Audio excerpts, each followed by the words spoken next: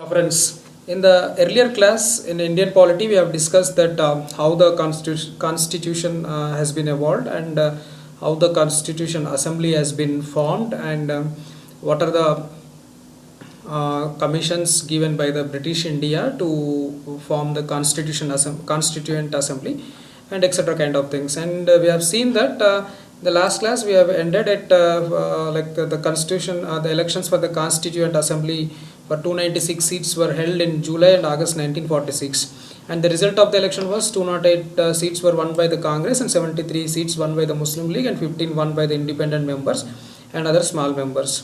And we have also seen that Mahatma Gandhi and Muhammad Ali Jinnah are not the members of the Constituent Assembly. And one more thing here we need to note that is, friends, these elections were done in 1946. It means that India was not partitioned at that time.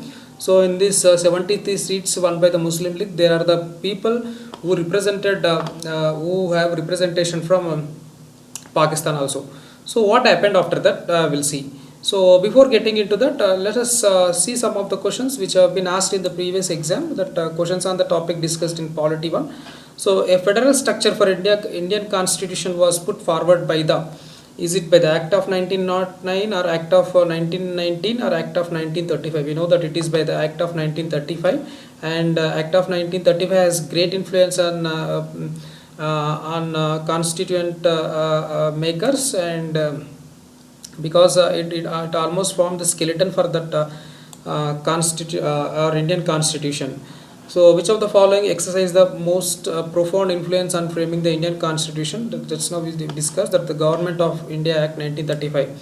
What is the basis for the constituting the Constituent Assembly in India? Like what is the basis, like on which basis we have formed the Constituent Assembly?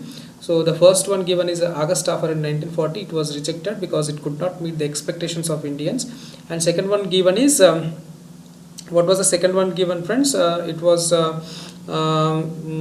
what was that? It was Cripps plan, and it was rejected by Muslim League and demanded that they need a separate state, separate constituent assembly. So at last the cabinet mission plan was executed, and they have given the plan, and it was accepted, and the elections were held. So the basis for the constituting constituent assembly in India is the cabinet mission plan 1946. And the fourth question, what is the reason for the Cripps plan 1940 to be rejected? Why this Cripps plan has been rejected? Because just now we said that Muslim League wanted a separate constituent assembly. And who among the following were not the members of the Constituent Assembly? We know that the options would be only two, friends, for this question, and one either it be Muhammad Ali Jinnah or M.K. Gandhi. Remaining will be all the options will be given as the persons who are in a Constituent Assembly, because it's very difficult to remember all the 389 names. So the questions will be having some twist as per these are the two important persons but were not included. So it would be framed in such a way that one of the option will be either Gandhi and or Muhammad Ali Jinnah. Yeah. What is the total number of seats in Constituent Assembly as per the Cripps cabinet mission plan, and number of seats won by the Muslim League? So what are the total number of seats, friends? It was 389, and the number of seats won by the Muslim League is 73. And the Indian partition plan is called as when India was partitioned, and the plan is given by Lord Mountbatten. So that was called Mountbatten plan. Many of the people may think that Radcliffe plan. It's not. It is Mountbatten plan. The supreme law of the country is what? It is Constitution. We have said. Yes, friends. So this is how the questions will be asked in the exam. So we have seen that elections were held, and the CA Constituent Assembly was formed, and it started working. So when it started working, when was the first meeting of the Constituent Assembly was held? It is on 9th December 1946. This question has been asked in the exam for nearly 100 times, friends. In different parts of the country, for different exams, the same question has been asked. When was the first meeting of the Constituent Assembly was held? It is on 9th December 1946. But the thing here is, one we need to note is the Muslim League boycotted the meeting, insisting a separate state of Pakistan. That's we have seen that there have been had a separate demand, a separate state demand. So they haven't attended the this first meeting of cabinet Constituent Assembly. And what is the minutes of the meeting on the first day? What happened on the first day? That see friends, constituent assembly was formed. Like there are 389 members overall. But so for any meeting to make it successful, there should be some leader. There should be some leader. So that's what happened on the first day. They have elected some leader for the proceedings. It's a simply temporary president of the Constituent Assembly is Mr. Dr. Sachidananda Sinha. Dr. Sachidananda Sinha was elected as the temporary president of Constituent Assembly. What is the reason to be selected is he is the oldest member of the Constituent Assembly. So he was selected as a simple meaning is simple reason is that he was the oldest member. So he was selected as a temporary president of Constituent Assembly. So 2 days later, that the 11th, subsequently 2 days later, again the internal elections were held in the Constituent Assembly, and that Dr. Rajendra Prasad was elected as a permanent president, and H.C. Mukherjee was elected as a vice president of the Constituent Assembly. These are the very important name, friends. Those are Dr. Rajendra Prasad was the permanent president, and H.C. Mukherjee was elected as a vice president of the Constituent Assembly. Don't think that he is the president of India at this time. He is the president of Constituent Assembly. So not a president of India post was not yet created by this time, friends. So he is just a president of the Constituent Assembly. So we know that Dr. Rajendra Prasad is the first president of India. So don't think that he is the president here. Okay. So then again 2 days later, what happened? On 13th December 1946, it was a really big day for Constituent Assembly. So what happened was what happened on the day was Jawaharlal Nehru moved a historical objective resolution. See friends, this objective resolution has lots of importance. There were many questions in the exam, when was the first meeting of a Constituent Assembly held, and when was the objective resolution was moved in Constituent Assembly. These are the two important dates. One is 9th December 1946, and this one is after 4 days, that is nothing but 13th December 1946. So this objective resolution was moved in the assembly, and what is the importance of this objective resolution? It has laid down the fundamentals and philosophy of the constitution structure. It has given the constitutional structure. What is the philosophy? What is the fundamental? What is the aspirations of the people of the India? Everything was envisaged in this objective resolution, and it influenced the eventual shaping of the constitution through its all subsequent stages. So it has formed the basis for, if I make it clear, it has formed the basis for making the preamble of the constitution.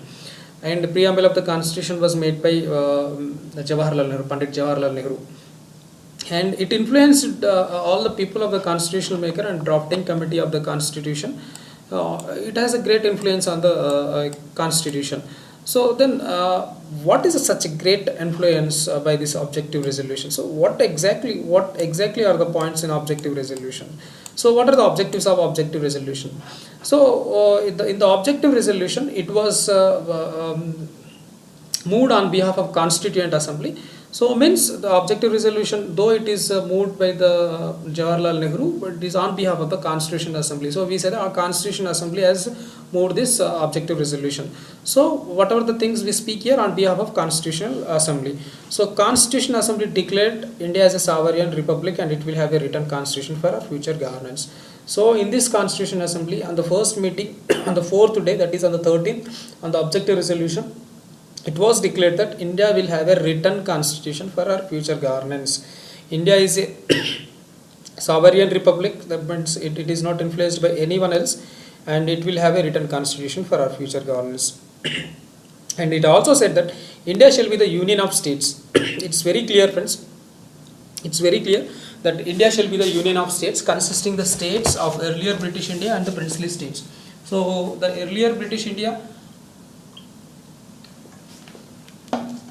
the earlier British India states and the princely states, including all this, now the India shall be the union of states.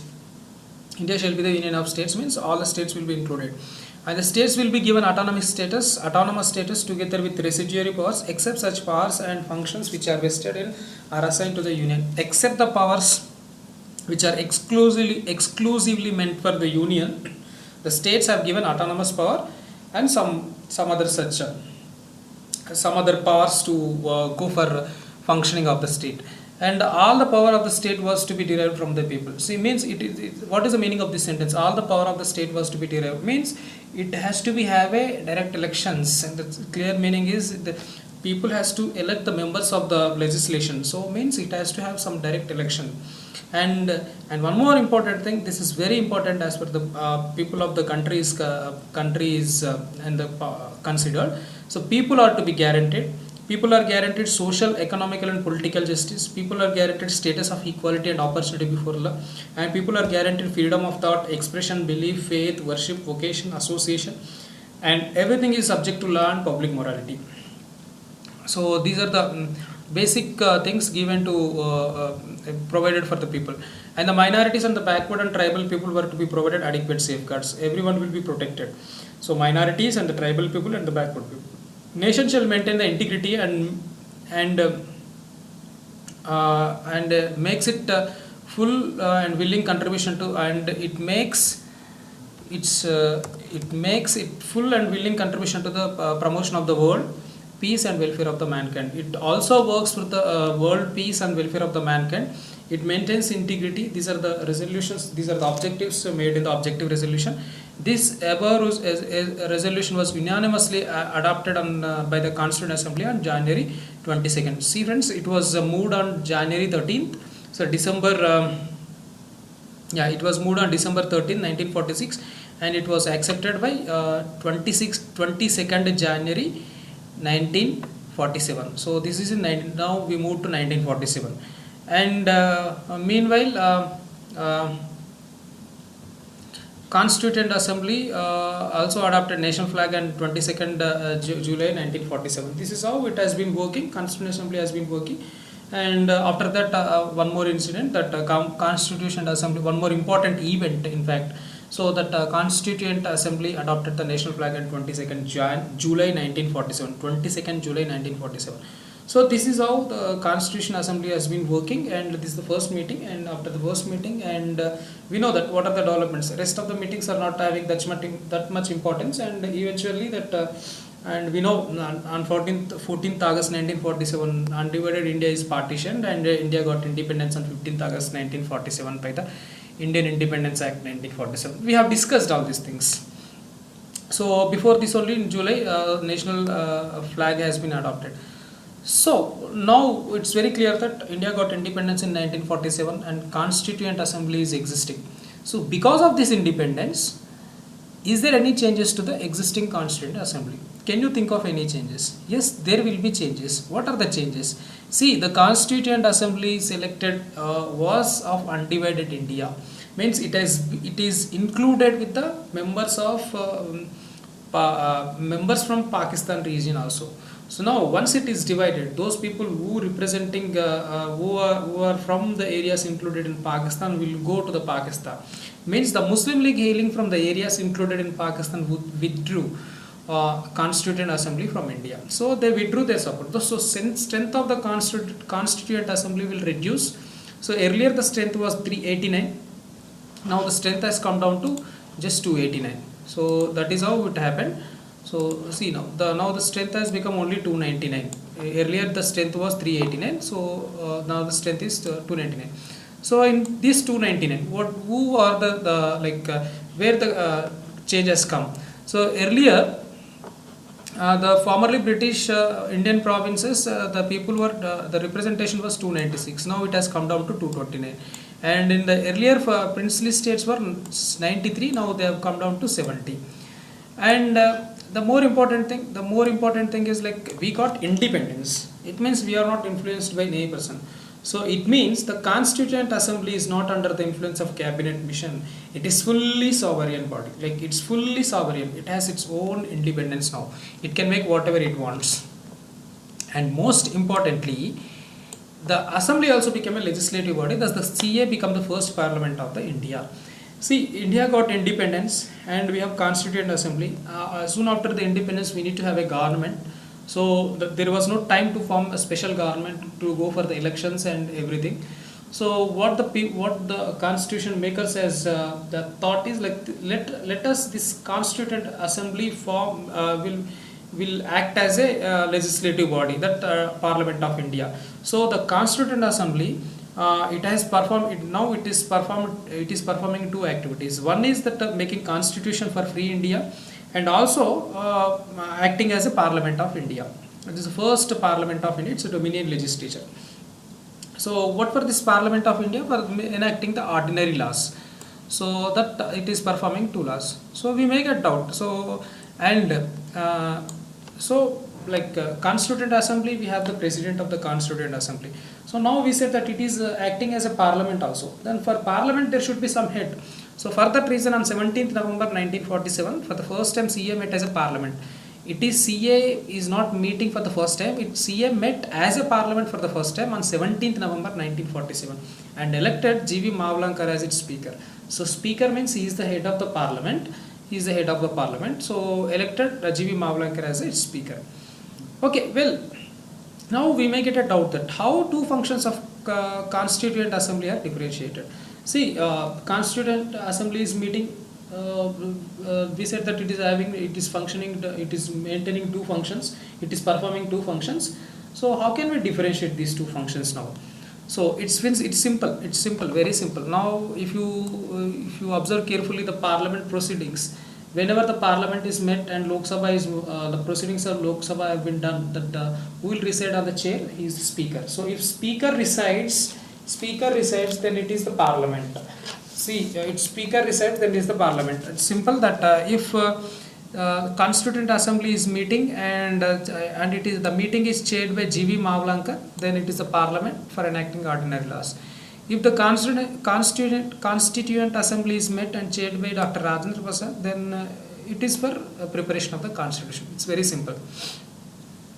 Okay, well, so this is how the Constituent Assembly was formed, and objective resolution it met for the first time on 9th December 1946, and 13th December on 11th they have elected Dr. Rajendra Prasad as president, and Dr. Rajendra Prasad as a president, and H.C. Mukherjee as the vice president of Constituent Assembly, and 13th objective resolution was moved. What are the objective resolution? It declared that it will have a written constitution and etc. kind of things. People will be having to be guaranteed social, economical, political justice, status of equality, opportunity before the law, freedom of thought, expression, belief, faith, worship, vocation, association and action, but subject to the law and public morality. So these are the things, and it was adopted on 22nd January 22nd 1947, and Constituent Assembly adopted the national flag meanwhile and 22nd July 1947, and